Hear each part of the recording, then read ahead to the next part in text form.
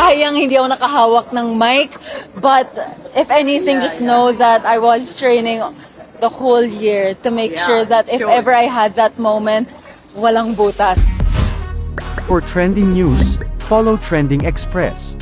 Ang di pagkakasama ni Michelle D sa top 5 ay magiging bahagi na ng kasaysayan bilang isa sa mga pinaka-kontrobersyal na pangyayari sa kasaysayan ng Miss Universe. Ang mga fans naman ni Michelle D ay nagbigay ng kanilang suporta para sa kanyang pagrampa sa Miss Universe 2023 noong linggo, na nagsasabing siya ay nakawan ng pagkakataon na makuha ang ika-5 korona para sa Pilipinas.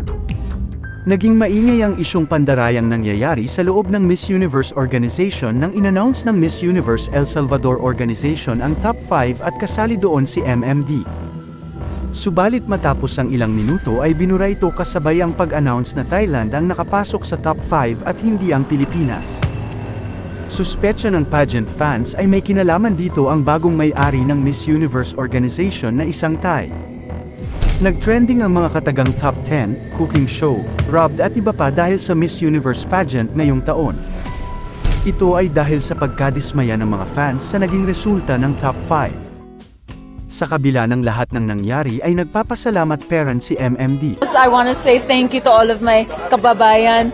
They have been such a source of inspiration throughout this whole competition, from supporting me since day one. For trending news, follow Trending Express.